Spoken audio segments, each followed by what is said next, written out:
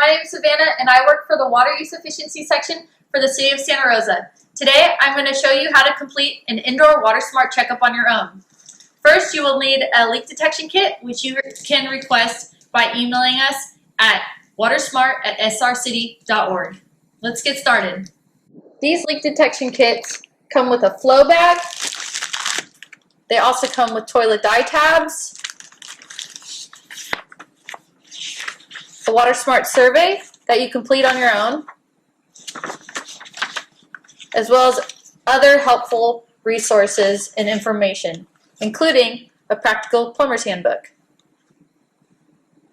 During your checkup, you'll be filling out this WaterSmart survey form. When you're done with it, bring it to one of our offices and we will give you free shower heads and aerators as needed. So before we get started, you will need your flow bag. This bag is calibrated to measure gallons per minute in 5-second increments. You will also need a watch that can measure seconds. You will also need your survey form and a pen to fill out as we complete the next steps. Let's start in the kitchen. First, you will check your sink for any leaks at the spout, the handles, or under the sink. We'll then wrap the flow bag around the spout. This is when we will measure 5 seconds exactly. This is when your watch comes in handy. Turn the sink on for 5 seconds.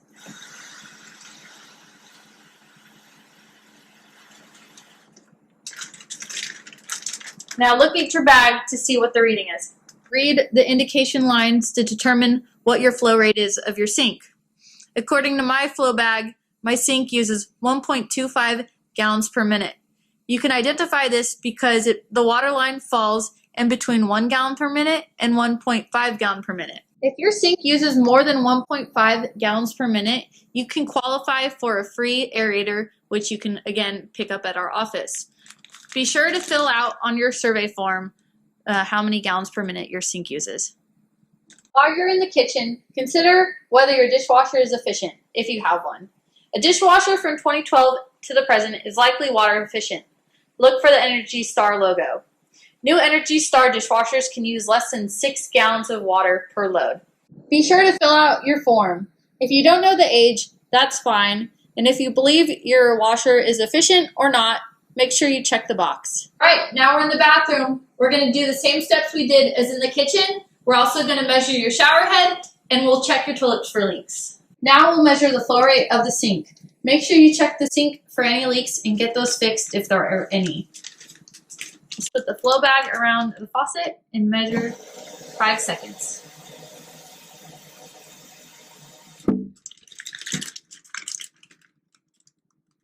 According to my flow bag, this sink uses 1.25 gallons per minute. Make sure you fill out the survey form. If your bathroom sink uses more than 1 gallon per minute, you qualify for a free aerator.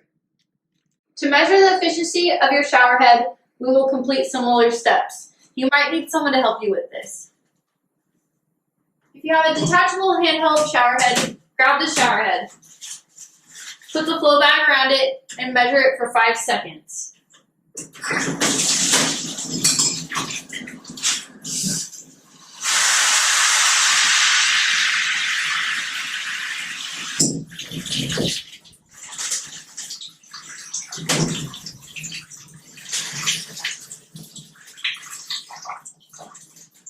This shower uses about 1.5 gallons per minute. Be sure to write this down on your survey. Also note if your shower head has a handheld or fixed feature. If your shower head uses more than 1.5 gallons per minute, you can qualify for a free shower head.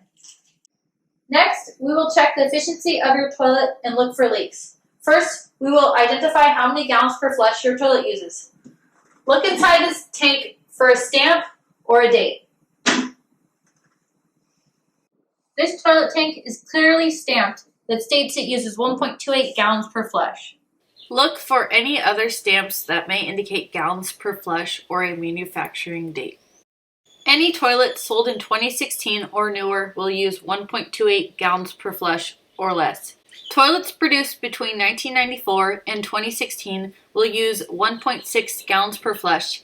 Some toilets made before 2016 might be more efficient than 1.6 gallons per flush, such as this toilet. And any toilet marked 1994 or older likely uses 3.5 gallons per flush or more. Next, we will complete a visual inspection of the water level. If the water level is approximately a half an inch to an inch below the top of the overflow pipe, which is this, or the water matches the line indicated by the toilet manufacturer, sometimes found on the overflow pipe or within the tank, that's great. If the water level appears to be too high, it could be leaking or has the potential to leak eventually. Adjusting the level may be something you can do, or you can hire a professional. If I wanted to adjust the water level in this toilet, I would grab this rod, and to lower it, I would click it counterclockwise. You need to be careful with this piece as you don't want to break it. I use 2 hands to support it so I can click it easier.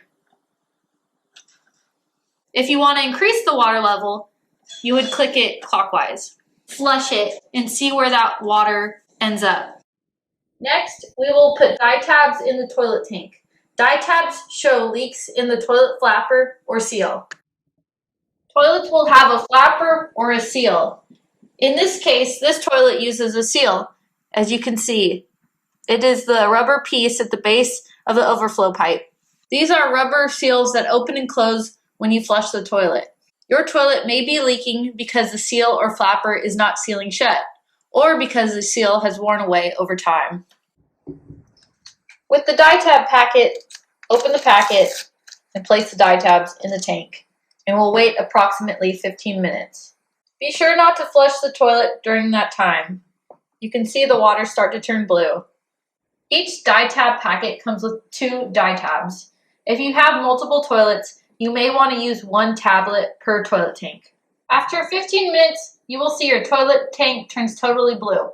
Next, we'll check your bowl. If there is no blue in the toilet bowl, there is no obvious leak in your seal. If there is blue dye in the bowl, that is an indication there is a leak. Your next step will likely to be identify what kind of seal or flapper your toilet uses and replace the existing one. Use your toilet's specific brand and model to find a flapper that will fit. I do not recommend buying a generic flapper, which often leaks. Your next step will be to identify what type of flapper or seal your toilet uses. You may need to look at the toilet model or fill valve components to identify what kind of seal or flapper you will need to use. This may be something you can replace yourself or hire a plumber. Be sure to mark in the survey how many gallons per flush the toilet uses and whether or not there's a leak. Next, let's check the clothes washer to see if it's water efficient. An easy way to tell if your clothes washer is efficient is by whether it is a front or top loader. Front loaders are most commonly water efficient. Top loaders without agitators are commonly more water efficient than one with not. This washing machine has an agitator that's all the way to the top. This is not the most water efficient washing machine. If you know whether or not your clothes washer is efficient, make sure you mark it on your survey. After finishing your do-it-yourself home water checkup and completing your survey form, call us to verify that our office is open before coming in to grab your free fixtures and turning in your completed survey form. A trained staff member will review your survey and give you the appropriate aerators and shower heads where needed. Be sure to check out all the rebates the City of Santa Rosa has to offer, including the outdoor rebates. You can find those at srcity.org/rebates. We look forward to seeing you, and thank you for saving water. Bye.